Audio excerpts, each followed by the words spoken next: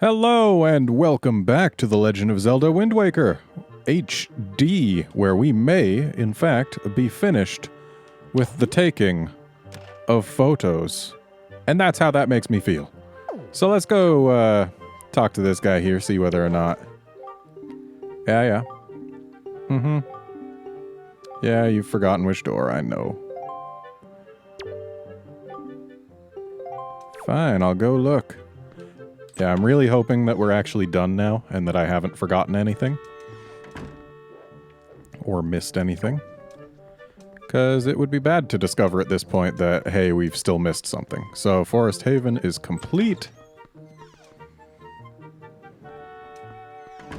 Which we already knew. Dragon Roost should be complete now. Yep, that looks like everybody.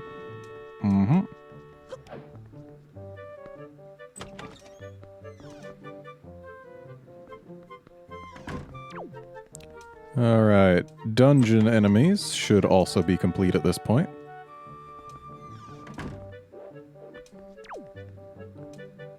Okay. Oh, we've still got an empty pedestal. What goes there? What goes there? Is it... Where's the Kargarok? Did I not get a Kargarok? I know I took a photo of one. I'm pretty sure I gave it to him. We'll have to check one of the other rooms.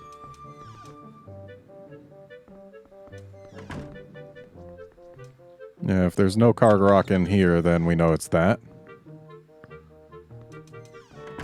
And there really shouldn't be a Kargarok in here. Yeah. Apparently, despite having gone and taken a photo of a Kargarok, we don't have the figure, but that seems to be all we're missing at this point.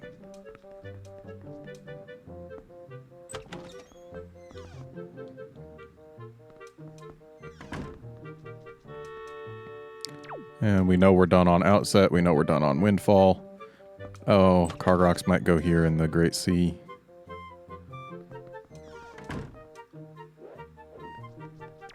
Wait, we're missing...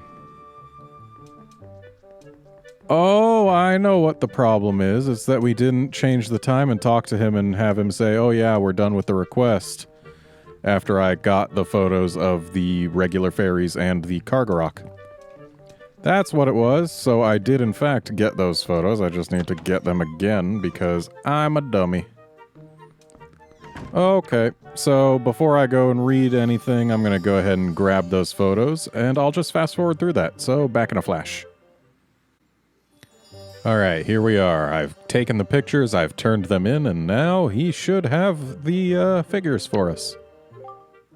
Yeah, and you forgot where they were.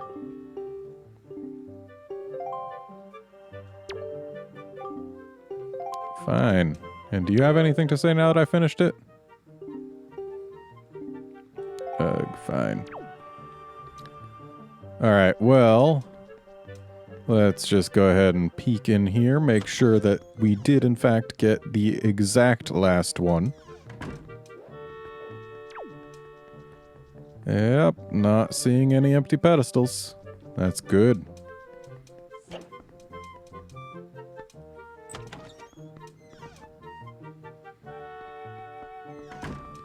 And then let's pop over into the Great Sea Room, where once again we should be done. Yep, that pedestal's full now, and I don't see any other empties. Which means that yes, we are in fact done taking photos. And Knuckle here is expressing how I feel about that. And you know what? It is now time to read all the descriptions, because some of them are quite fun. So we'll just start here in the Great Sea, and we'll work our way, I guess, counterclockwise through the rooms. And we'll just read all the descriptions. Mako or Mako. Personality, at first glance, quiet. Least favorite thing, having his glasses touched by strangers. Is that how he got that crack? Mako is called the brains of the ship and the king of invention. He may look like a weakling, but his glasses give him keen eyesight, and he's unstoppable when mad. Not many know this, but he keeps a knife hidden in that thick book of his. Whoa. Can we see it? No, we can only see the sheath at his hip. Nico, personality, Mary. Least favorite thing, Gonzo's underwear. Nico is the bottom rung on the pirate ladder, so he's responsible for all the odd jobs on the ship. He's quite childish and rarely thinks of the consequences of his actions. Even so, he shows signs of having what it takes to move up the pirate ladder. Okay. Zuko, personality, taciturn. Talent, spying. Is that why he's got a spyglass? Zuko is in charge of keeping watch. His sharp eyes can read signs a mile off, but no one really understands what he says, so they rarely know what he's seen. Okay. Nudge. Personality? Who knows? Talent? Sewing. Nudge seems to understand Tetra best of all the pirates and often counsels her in her decision-making. He's actually stronger than Gonzo. Senza. Personality? Mild-mannered. Talent? Talking, maybe? Senza is in charge of keeping the pirate ship in order. He's a mild-mannered speaker, but his persuasive skills are said to be unmatched. Gonzo. Personality? Short-tempered. Favorite thing? Miss Tetra. Leader of Tetra's family of pirates, Gonzo seems to be quite strong, but he cries at the drop of the hat. Drop of a hat. Not the hat. There are multiple hats that can drop. Tetra. Personality? Elusive. Tetra seems bossy and strong-willed, but she's actually quite kind. Orphaned at a young age, Tetra followed in her mother's footsteps, becoming a pirate and watching after her mother's gang of lovable swabbies. Tetra and her crew are in search of a legendary treasure hidden beneath the waves of the Great Sea. Okay. Fishman. Birthplace, the Great Sea. Personality, honorable, dutiful, and surly. Apparently, these fish were aided long ago by the King of Red Lions, which is why they're now willing to offer Link valuable information. Unfortunately, much of their information is off the mark. For many long years, they have suffered from stiff necks, but none of them know how to cure it.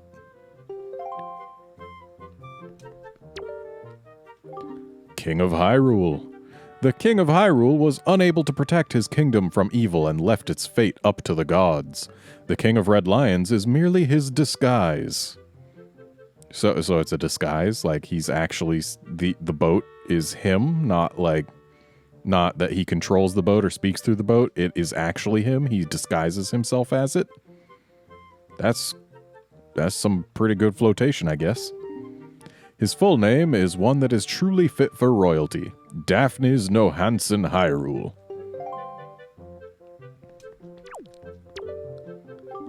Princess Zelda. Princess Zelda is the legitimate heir to the Hyrulean royal family. She is actually the pirate Tetra. I really have to wonder, why is it that sometimes we get Hyrulean and other times we get Hylian? It's kind of weird. Oh, that's it? Okay. Salvage Corps. Or Corp. I guess that's maybe short for corporation. Yeah, Salvage Corp. Birthplace, Angular Isles. Talent, searching for sunken treasure. These young men found friendship through their common interest in searching for sunken treasure. Soon afterward, they formed the Salvage Corp. With their first haul of treasure, all they could afford to buy was their diving suits. Now they dream of finding that one huge haul that makes them all rich. They are currently searching for the legendary treasure sunken beneath the sea. Salvatore, birthplace Windfall Island, talent drawing pictures. Long ago, Salvatore hoped to be a famous painter, but that dream didn't last long. He eventually returned to his hometown and came up with his current business plan. It's been a huge success, allowing him to purchase his own island where he has opened up the second store in what he hopes will become a huge chain. He's now busy trying to think up that one idea that will spark his next big endeavor. And I guess he's also probably busy going back and forth between Windfall and Spectacle Island, considering he's always at whichever shop we go to. Loot the Sailor. Birthplace, Windfall Island. His only fear? The mermen. Loot spends his days working far from home at the boating course. He takes his earnings straight to the cafe bar on Windfall Island to enjoy a relaxing beverage. Jeez, even his figure is sad. Beetle, birthplace, unknown. Favorite thing? Bugs, especially beetles. A businessman by nature, Beetle's sales pitch is unmatched. He hopes to open a chain of trading posts where people can buy, sell, or trade anything. Tingle, birthplace, unknown. Favorite things? Fairies and deciphering maps. It's been several years since Tingle first became enchanted with deciphering maps in the hopes it would help him find fairies, and he's lost many things during that time.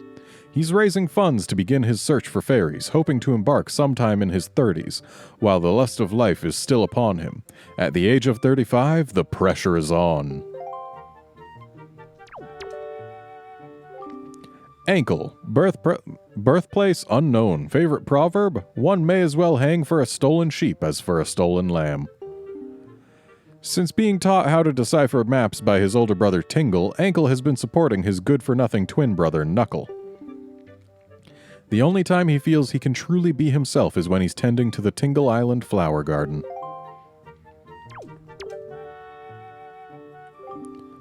David Jr., birthplace, Windfall Island. Occupation, treasure hunter. 17-year-old David Jr. set out to sea with dreams of finding the treasure of the ghost ship that his now-deceased father once saw. He gets seasick quite easily and was in just such a state when he awoke in a daze on Tingle Island. Ankle told him that self comes before wealth, and he's been working in the tower ever since. He really hates the uniform. Knuckle, birthplace unknown. Occupation, carver. Knuckle is another of Tingle's younger brothers. He happens to be Ankle's twin. He finished carving Tingle Tower when he was 10 years old. The head is his studio. Supposedly, it used to bother him that this collection was considered complete, even without his figurine. Yeah, in the GameCube version, the figurine collection was considered to be complete, even if you didn't have Knuckle. In this version, you actually do need it.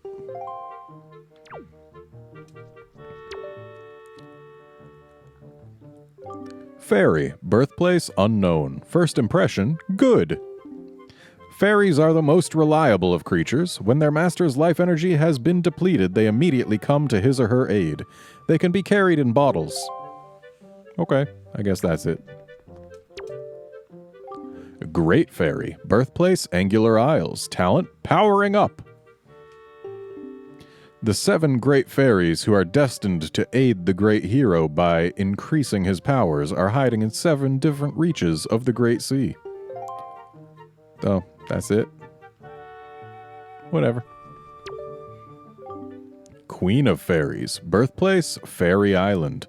Talent, empowering arrows with fire and ice.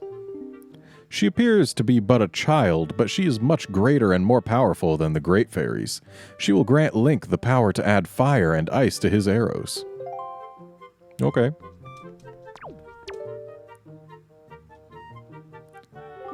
Traveling merchants, birthplace unknown. Favorite food? Rocks. These businessmen are traveling the world in search of curios and oddities, each with the hope of someday opening his own shop. Nobody knows where these wandering merchants have come from or where they're headed. Old Man Ho-Ho. Birthplace unknown. Favorite thing? Telescopes. And look at that eye. That is bloodshot. Old Man Ho-Ho found his first telescope after retiring from his job and has been traveling in search of new sights ever since. A new discovery always awaits at the far end of his telescope. Except for that one time when it was a kaleidoscope. Alright, that finishes off this room. I wonder if I talk to him now that I've gone in. Okay, I guess he's got nothing to say. Well, what about you?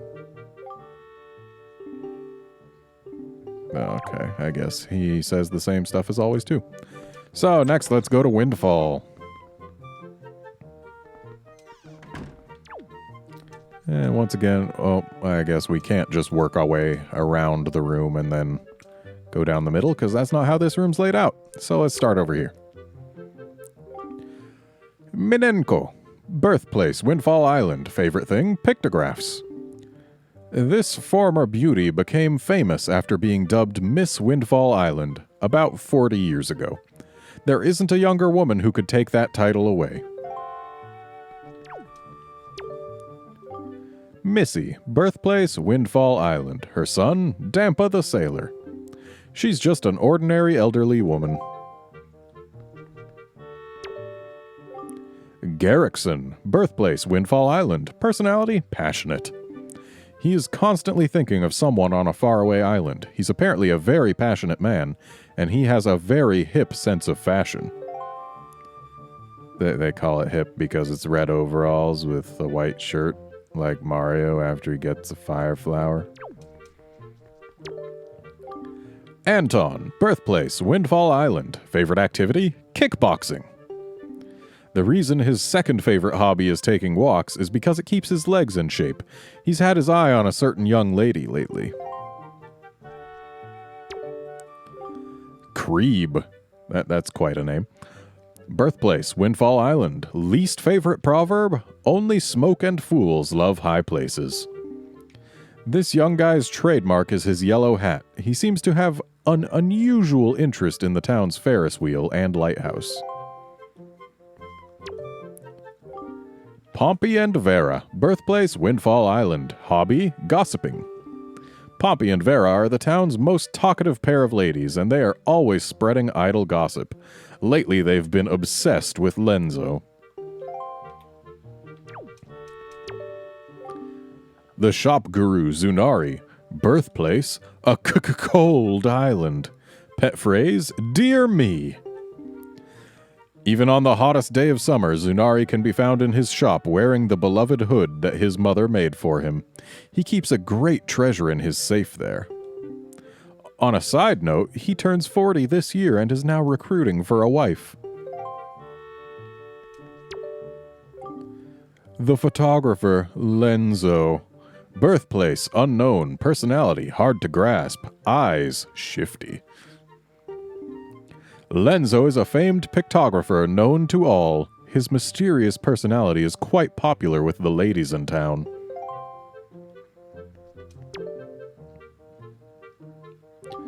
Tot, birthplace, Windfall Island. Talent, dancing. This young fellow dreams of becoming a professional dancer. He dances before a strange stone monument day and night. This smooth dancer may still be practicing, but he's also recruiting for a partner.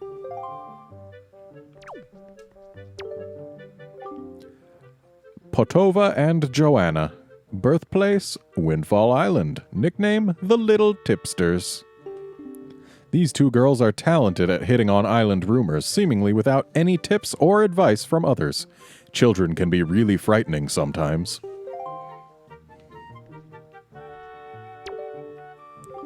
The joyful teacher, Mrs. Marie. Birthplace, Windfall Island. This year's lucky number, 20.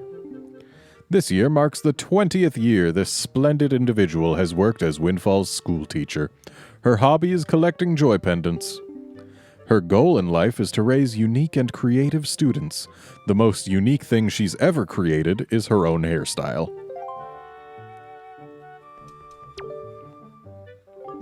Windfall's gang of boys, the Killer Bees. Birthplace, Windfall Island. Main objective, raising trouble. This small gang of 4 calls itself the Killer Bees. Starting from the left, the members are... The leader, Ivan, a very talented and reliable leader. Leave all tree climbing to him. Jin the Fox. Ivan's quick-witted advisor. His wry insults can be hard to take. Jan, the blue hair, uses his innocent looks to avert trouble. He's the Killer Bee's thug. The Pig-nosed June Roberto secretly aims to be the next gang leader. He was raised in a bourgeois family and has developed into a terrible little tyrant. When these four are together, they fear absolutely nothing.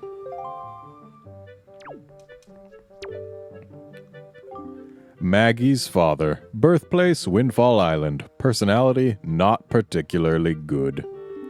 Surprisingly, Maggie's father is quite confident that he is the epitome of fashion. It would probably be more accurate to say that the clothes he wears are distinct. He seems to especially like vintage clothes and jewelry. And I'm beginning to notice that they don't have him in his rich guy form and they don't have him in his poor guy form. I guess because we haven't progressed far enough in the game for those to be unlocked, which is weird considering we've got both versions of these two. Maggie. Birthplace, Windfall Island. Favorite things, love and romance. Maggie was dirt poor before being kidnapped and held captive in the Forsaken Fortress. She's quite popular with all boys, but she prefers wild boys over all others. Lately, she has taken to writing poems and will soon be publishing one entitled A Woman's Heart is Blue. Mila. Birthplace, Windfall Island. Personality, harsh. This poor girl was filthy rich until she got rescued from her prison in the Forsaken Fortress, which hasn't yet happened in this game. Now that her family has fallen on hard times, she works for the shop on Windfall Island to help ease their hardship.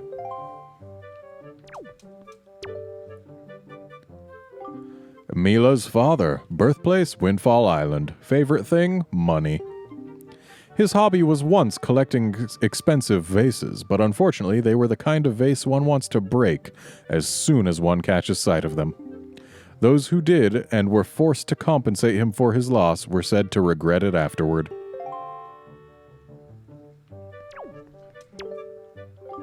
Linda. Birthplace, Windfall Island. Best friend, Sue Bell.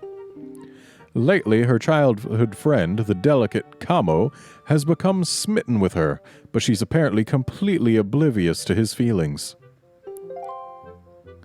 I wonder who Camo is. I suppose we'll find out. Candy the Sailor. Birthplace, Windfall Island. Good at cooking, crepes. At first glance, Candy looks a little intimidating, but he's actually extremely kind and quite knowledgeable. He's always happy to share his knowledge, too.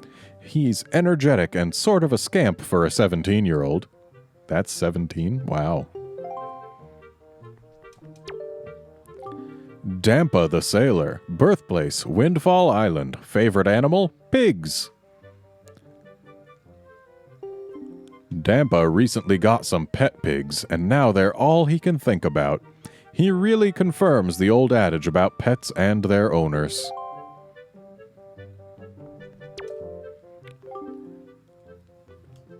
Is this supposed to be Kane or Kane? I'll just go with Kane. Kane the Sailor. Birthplace, Windfall Island. Favorite occupation, artist. Long ago, Kane longed to be an artist or a sculptor, but circumstances in his home life forced him to become a sailor. He's still critical of all artistic expression, though. I wonder how he would feel about this figurine. Gummy the Sailor. Birthplace, Windfall Island. Favorite spice, pepper. No one knows where he gets his spending money from, but this nifty sailor spends night after night unwinding at the auction. Sam. Birthplace, Windfall Island. Favorite spot, the Sea View Bench. He thinks that a little composure is of utmost importance in life. Sam's a card-carrying member of the Joyous Volunteer Association. Jillian. Birthplace, Windfall Island. Workplace, the Cafe Bar. Jillian manages the cafe in place of her now ill father. It seems she once had a boyfriend, but that info is top secret.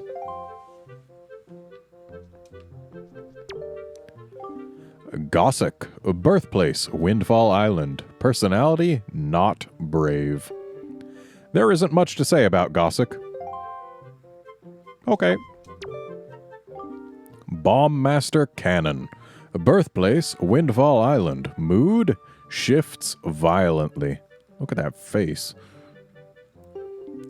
Cannon is the world's only maker of bombs. He considers himself a magician with gunpowder and other explosives. His hairstyle is as unique as his talent.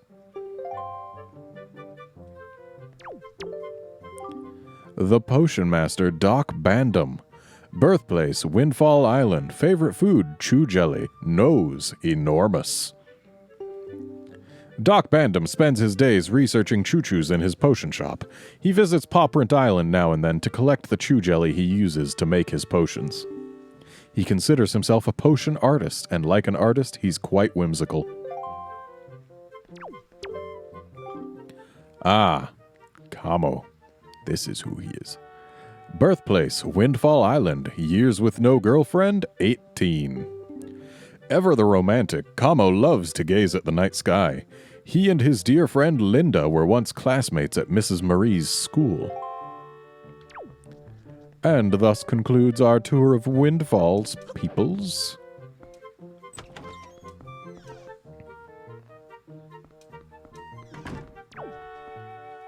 Next up, Outset.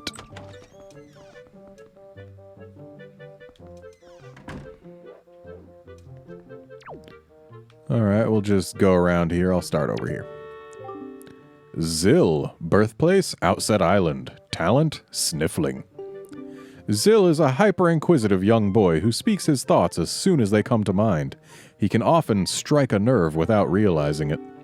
He likes to imitate his older brother, Joel, and strangely enough, it seems that he actually lets his nose run on purpose. Well then. Joel, birthplace, Outset Island. Main interest, sticks. Joel's dream is to grow up as soon as he can so he can jump across boulders, just like Link. Both he and his younger brother Zill distinctly resemble their father. Do they? Like, I don't see it.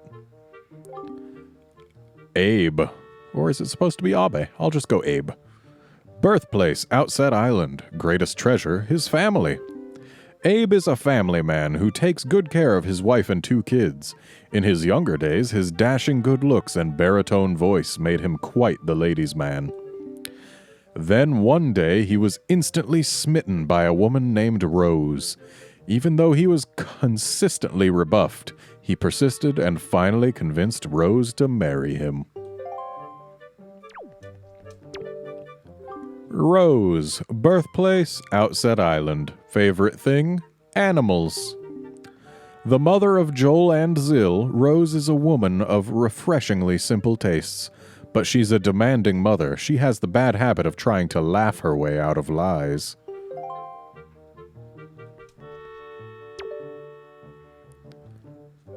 Wild pig, birthplace unknown, talent digging holes. Wild pigs are found primarily in the fields of Outset Island. They love all-purpose bait above all other foods, and when they eat it, they can't help but tear into the earth. Link's grandma, birthplace Outset Island, personality worrywart. This kind old woman works hard to raise her 2 grandchildren. She's a very talented cook. Her special elixir soup is sure to raise anyone's spirits. She can also be somewhat mischievous and enjoys playing the occasional prank on Link. Like perhaps giving me some clothes that only the honest can see. Ariel, birthplace, Outset Island. Personality, kind and true to her family.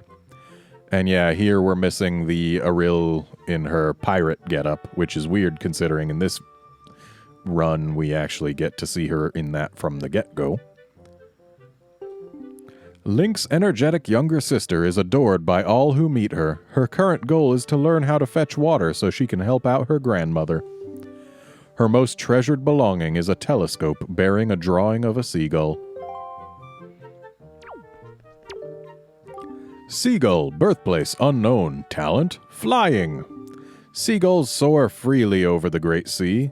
They love hyoi pears above all other foods, and eating them simply steals their hearts. Quite literally. Subel, birthplace, Windfall Island. Personality, serious. Subel was born and raised on Windfall, but she became concerned for the health of her grandfather, Sturgeon, so she decided to move to live with him on Outset Island. Morning, noon, and night she fills vases with water and carries them on her head from the well to their house. Strangely enough, she actually enjoys the task. Sturgeon, birthplace, Outset Island. Personality, extremely serious. Known as Outset's living encyclopedia, Sturgeon is quite wise, boasting an abnormally high IQ. He has extremely sensitive nerves, quite the opposite of his younger brother, Orca, who lives downstairs. Surprisingly, Sturgeon was an accomplished swordsman in his youth.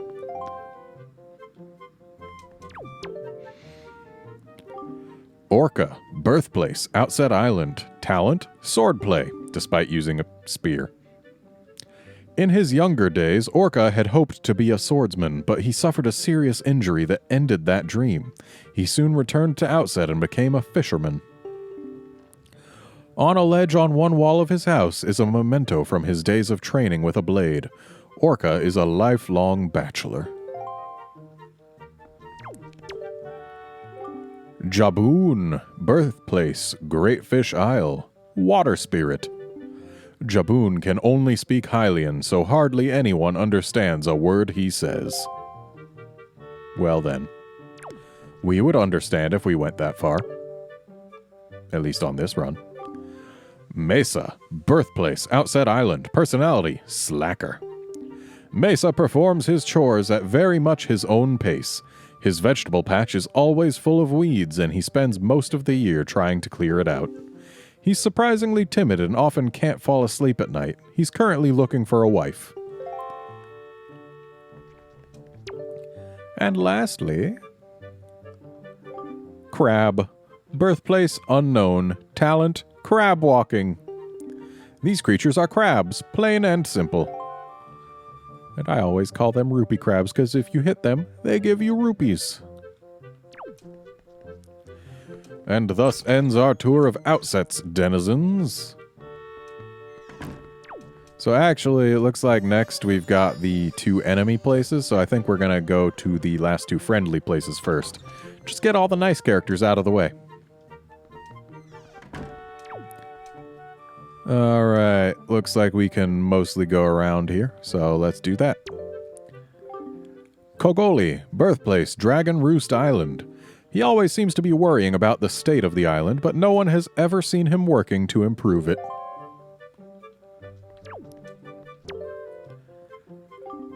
Pashli, birthplace, Dragon Roost Island. Personality, gentle.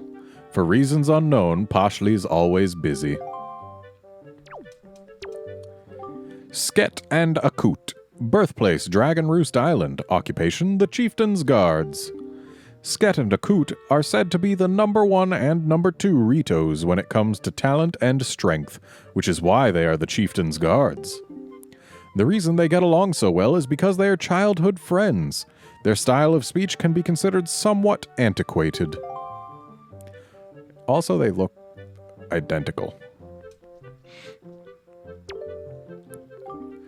Koboli, birthplace, Dragon Roost Island. Occupation, mail sorter. Koboli is the 3rd generation in a family of postmen, but rumor has it that an ancestor of his in an age gone by was also a postman. Is that why he's got the same face as the postman from Ocarina of Time and Majora's Mask? I bet it is. Baito, birthplace, unknown. Personality, earnest. Baito is very earnest when it comes to mastering a job. He often misses his mother and gets homesick, which can be quite hard on him. He wants to be like Link. And really, who wouldn't? Hoskett, birthplace, Dragon Roost Island. His biggest worry is getting a present for his girlfriend. He looks quite easygoing, but he's always thinking of his girlfriend. He values his friends tremendously. Oops. Quill the Postman. Birthplace, Dragon Roost Island. Personality, dutiful, passionate. Quill has courage, if nothing else. He is admired by his fellow Rito, and the chieftain places great trust in him. Hey, let me check you. Valoo, birthplace, Dragon Roost Island. Sky Spirit. Valoo has lived on Dragon Roost Island and protected the Ritos since long, long ago. He has a habit of speaking only Hylian, which only his attendant, Medley, grasps. Zephos and Cyclos, birthplace, Dragon Roost Island, sibling deities who control the wind. Zephos and Cyclos are two light-hearted deities who teach Link the Wind's Requiem and the Ballad of Gales.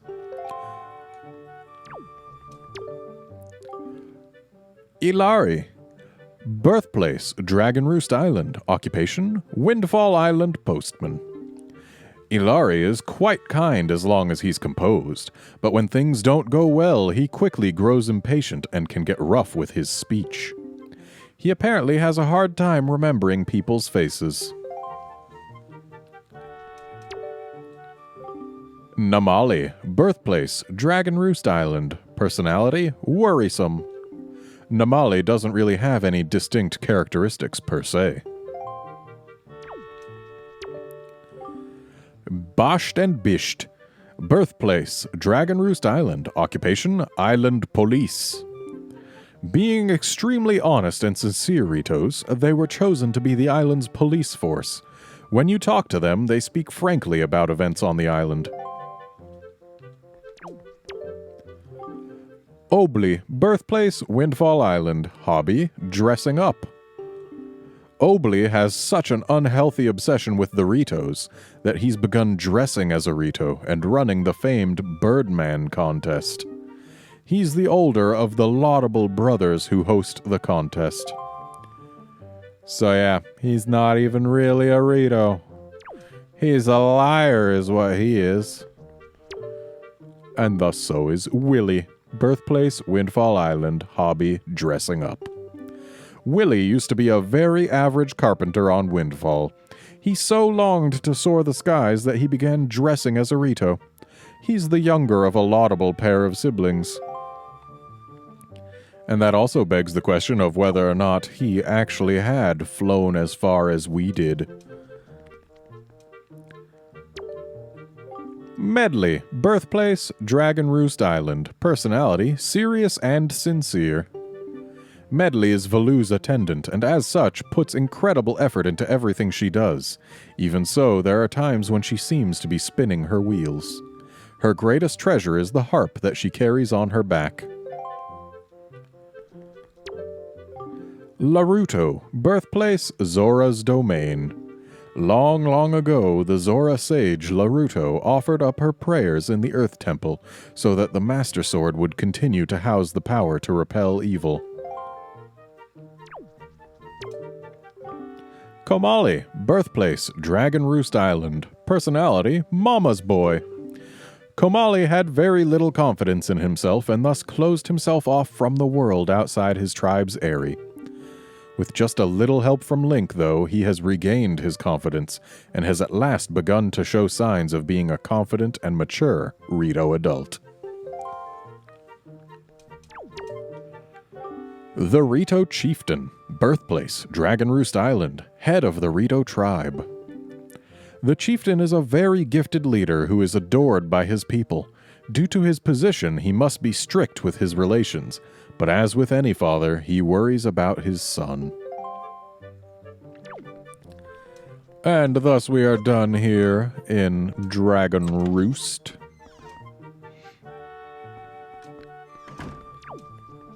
Next, we'll head on over to Forest Haven.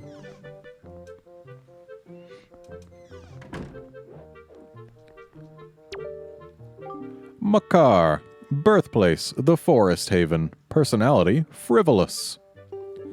Makar is in charge of the musical performance at the ceremony held each year by the Koroks in the Forest Haven. The instrument he uses appears to be a cello, but it is actually a violin. Deku Tree, birthplace, the Forest Haven. The Deku Tree is both an earth spirit and the guardian of the forest. He has lived for many long years, so his wisdom is vast. However, since his roots run deep into the earth, he cannot move. As a result, he is often afflicted by parasitic enemies. And we can't even go up to the top of his crown.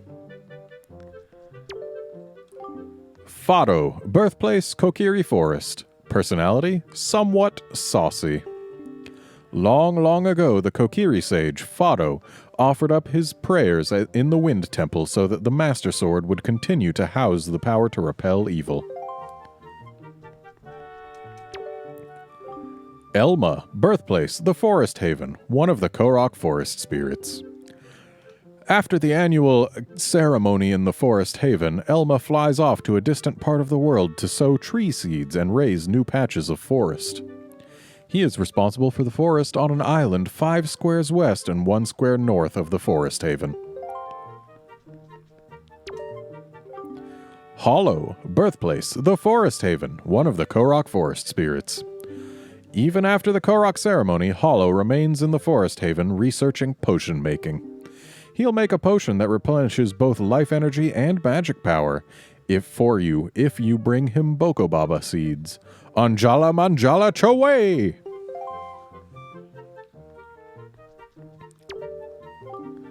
Olivio, birthplace, the Forest Haven, one of the Korok forest spirits. After the annual ceremony in the Forest Haven, Olivio flies off to a distant part of the world to sow tree seeds and raise new patches of forest. He's responsible for the forest on an island 1 square west and 3 squares north of the Forest Haven. Urch, birthplace, the Forest Haven, one of the Korok forest spirits. After the annual ceremony in the Forest Haven, Urch flies off to a distant part of the world to sow tree seeds and raise new patches of forest. He is responsible for the forest on an island 3 squares west of the Forest Haven. I gotta say, these are quite repetitive. Roan, or Rowan. Birthplace, I guess it's probably Roan. Yeah, meant to be like Rowan trees. Yeah, that makes sense. Birthplace, the Forest Haven, one of the Korok forest spirits. After the annual ceremony in the Forest Haven, Roan flies off to a distant part of the world to sow tree seeds and raise new patches of forest. He is responsible for the forest on an island 4 squares west and 4 squares north of the Forest Haven. Drona, the birthplace, the Forest Haven, one of the Korok forest spirits. After the annual ceremony in the Forest Haven, Drona flies off to a distant part of the world to sow tree seeds and raise new patches of forest. He's responsible for the forest on an island 1 square west and 1 square north of the Forest Haven. That was kind of fun doing that high speed. Linder, birthplace, the Forest Haven, one of the Korok forest spirits. After the annual ceremony in the Forest Haven, Linder flies off to a distant part of the world to sow tree seeds and raise new patches of forest. He's responsible for the forest on an island 4 squares west and 2 squares north of Forest Haven.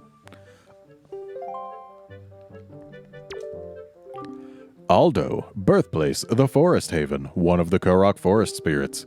After the annual ceremony in the Forest Haven, Aldo flies off to a distant part of the world to sow tree seeds and raise new patches of forest. He's responsible for the forest on an island 1 square east of the Forest Haven. Oaken, birthplace, the Forest Haven, one of the Korok forest spirits. After the annual ceremony in the Forest Haven, Oaken flies off to a distant part of the world to sow tree seeds and raise new patches of forest. He is responsible for the forest on an island 4 squares west and 5 squares north of the Forest Haven. Hooray, we're done with those. Karlov the Sculptor, birthplace unknown. How do you not know, sir? Do you just not want to tell us? Occupation, Nintendo Gallery Master. With unmatched talent, he is the world's greatest sculptor. It is said the reason he won't let anyone watch him sculpt is because he does so in his underwear, and now I believe I have read that before. Lately, his club has been losing membership because he hasn't done anything cool with it, but as long as Link hangs around, everything will be alright. Manny, birthplace, Windfall Island. Favorite thing? Figurines. He used to always sit at home and rarely go outside, but his passion for the Nintendo Gallery kept him moving and he finally earned membership in it. And thus we are done with all of the friendly characters.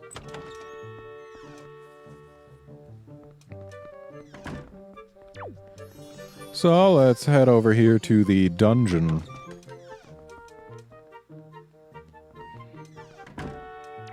Or is this perhaps a cave?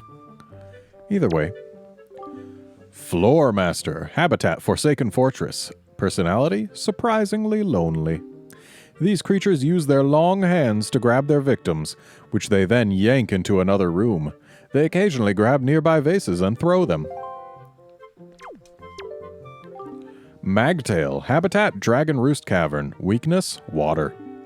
These creatures are covered in a hard exoskeleton that not even the searing heat of lava can penetrate. Their eyes are their only weakness. Magtails can be picked up and carried around when they've rolled into a defensive position. Red Bubble and Blue Bubble. Habitat Tower of the Gods. Stronger form, Blue Bubble. The cursed blue flames of the blue bubbles steal the power away from all of your attacks. Bubbles can easily be blown away by the Deku Leaf. Bokoblin, Habitat Forsaken Fortress. Spoils, Joy Pendants. These little imps wield sharp machetes and boko sticks when attacking. If they have no weapon, they'll attempt to fight hand-to-hand. Keese and Fire Keese. Habitat Dragon Roost Cavern. Least favorite thing? Projectiles. These bats fly around dark places and attack anything that moves. Great care should be taken around fire Keeses that appear during times of volcanic activity.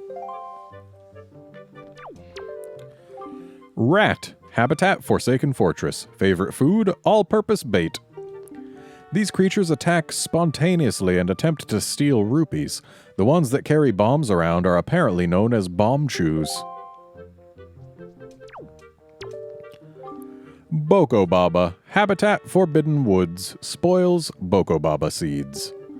These creatures that mimic Baba Buds attempt to swallow anything that comes near. Defeat them by stunning them with a jump attack and then cutting their stems. Whoops. Peahat, Habitat Forbidden Woods. Talent, Rotating. These strange creatures use their propeller-like wings to float in midair. They can be easily knocked out of the sky with either projectiles or a Deku Leaf. Choo Choo, Habitat, Varied. Spoils, Chew Jelly. And that red one looks orange. There are choo-choos of many different colors, all with their own distinct characteristics.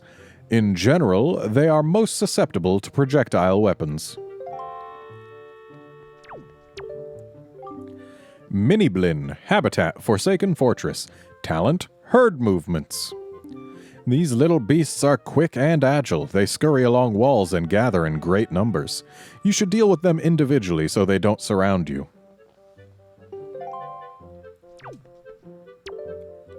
Gjorg. Habitat, the Great Sea. Weakness, projectiles. These so-called ocean killing machines are plentiful in the Great Sea. You should attack them with arrows or boomerangs before they begin relentlessly ramming your boat. Octorok. Habitat, the Forest Haven, Great Sea. Series, Exemplary Enemy. When approached, these creatures tend to hide in the water. They can easily be defeated by reflecting the rocks they shoot with a sword or shield. Sea Hat. Habitat, the Great Sea. Weakness, projectiles. These tremendous flying fish can be found only on the Great Sea. A large school of them will ram ships incessantly, trying to break them, so it is best to attack them from a distance. Kargarok. Habitat, Dragon Roost. Spoils, Golden Feathers. These fierce and dangerous opponents often carry bokoblins and moblins into battle. You can use your grappling hook to steal their golden feathers. Redead. Habitat, Earth Temple. Least favorite thing, Mirror Shield. These undead creatures live only in the darkest depths of the earth. Their icy cold gazes paralyze their victims with fear. Try to attack them from behind. Poe, habitat, earth temple, best attack, possession. These ghostly creatures have no physical form, so physical attacks pass right through them. Shining light on them with the mirror shield makes them take form. Morth, habitat, forbidden woods, least favorite thing, Deku leaves. These creatures attack in groups and cling to the bodies of their prey. A spin attack is the best way to shake them off. They're light and vulnerable to Deku leaf blasts. Armos Knight, habitat, Tower of the Gods, vulnerability, bombs. These auto-homing statues were created to deter intruders. To destroy them, you must toss bombs into their gaping mouths. Armos, habitat, Tower of the Gods, vulnerability, arrows. These small statues shift into autopilot and attack prey. Shoot them in the eyes with an arrow to silence them, and then destroy them by hacking their crystal backs.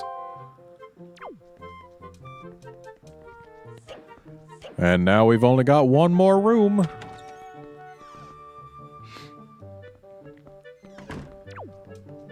To the Forsaken Fortress room.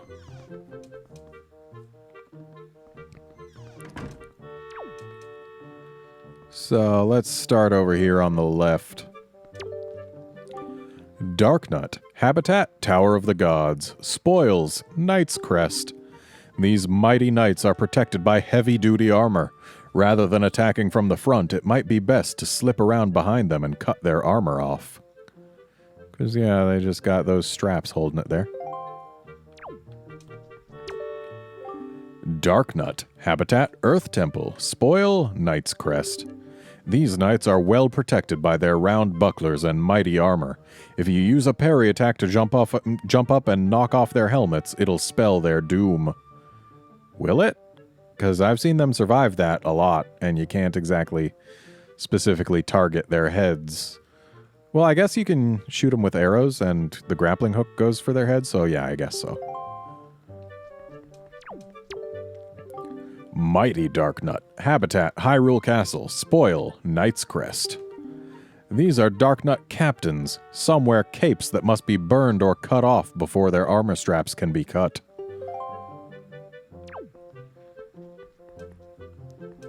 And I'll save all the bosses for last. Stalfos, habitat, Earth Temple, weakness, its head. These skeleton warriors attack by violently swinging their gigantic maces around. Even if they're shattered to pieces, they'll reform unless their heads are destroyed.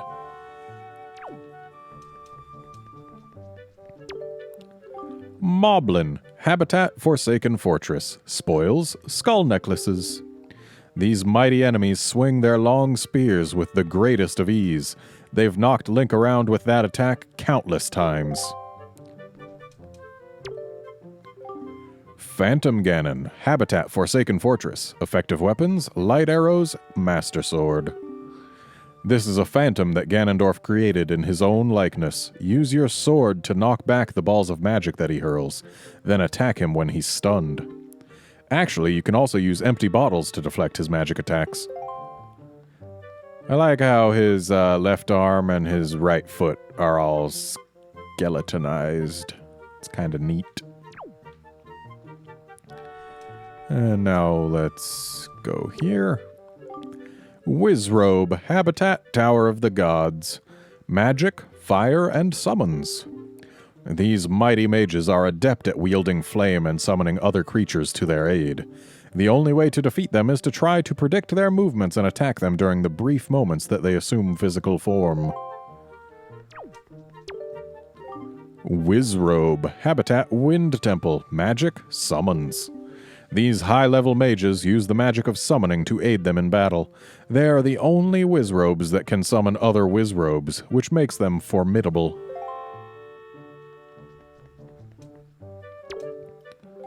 Mothula, habitat, Forbidden Woods. Effective weapons, Deku Leaf, projectiles. This gigantic moth scatters its scales through the air. Even using projectiles to clip its wings won't assure safety. It can still run around and swiftly and release larvae. Big Octo. Habitat, Great Sea. Effective weapons, projectiles. There are said to be 6 of these legendary giant squid in different reaches of the Great Sea. When ships pass by, they create tremendous currents to try to sink them. The only way to escape is to shoot all of their weak spots, their eyes, with projectiles before being sucked in. And thus, we only have bosses left to talk about, so I'll go and visit them in order fought. At least in the order we fought them in our game. Goma.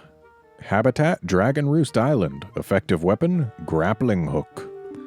This gigantic shelled insect inhabits areas of lava and magma. The only way to penetrate its hard bioarmor would be to drop an entire sheet of bedrock on it. So that's what we did. I do like how this comes with a bonus Makar figurine. Kale Demos. Habitat, Forbidden Woods. Favorite thing, Makar. This plant monster is a gigantic parasite that lives in the depths of the Forbidden Woods. Only by cutting loose all of its disgusting tentacles with the boomerang will its tender core be revealed.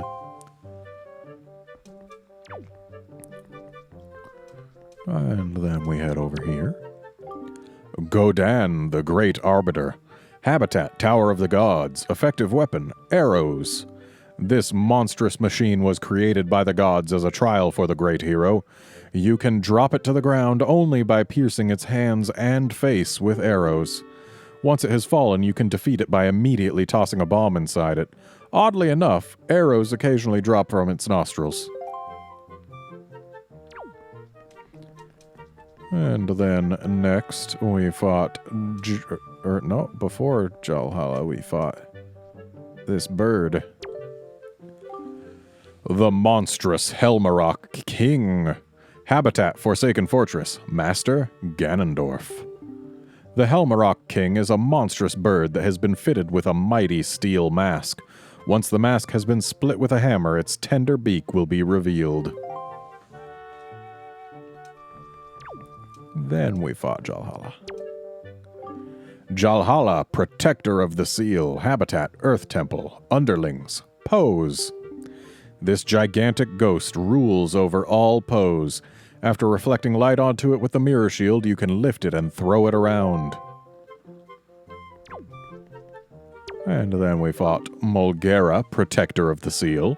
Habitat, Wind Temple. Effective weapon, Hookshot. This evil guardian burrows deep into the sand. Use the hookshot to draw out its tender tongue, and then slash at it with your blade. And then Puppet Ganon.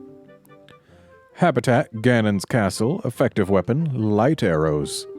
This gigantic marionette created by Ganon himself. This is a gigantic marionette created by Ganon himself.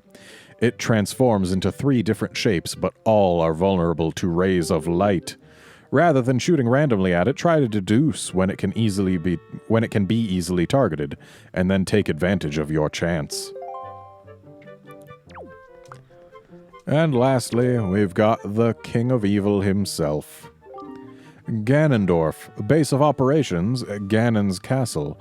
Effective weapons, light arrows, Master Sword. The possessor of the Triforce of Power, Ganondorf controls many fell beasts. It is useless for Link to try to face him alone. He must look for an ally who can aid him in battle. And that's it. That is the last of the figurines. We are done here. I feel like I should be getting something for having gotten all of them, like even a word of congratulations. But these guys, yeah, they just say the same things as always. But that's fine. I don't need their congratulations. And that is going to be it for not only this episode, but for our Wind Waker playthrough. We have done very nearly all the things. Pretty much all we haven't done is find those 3 treasure charts, which, honestly, they only lead to money, so I don't really care. And we also didn't go see the translations of what the Jaboon and, I believe, one more time, Valoo said in the ancient Hylian tongue, but I'm sure there are videos for that from other people on YouTube already, so I don't really feel any particular need to go do it myself. So that is going to be it for this entire playthrough. I hope you enjoyed these 2 bonus episodes. I know I had fun reading the various things aloud. I like doing that. And it's always interesting to get to know more about the characters and enemies and whatnot in the games that I play. So yeah, I liked it. I hope you did too. And I will see you in the next game, friends.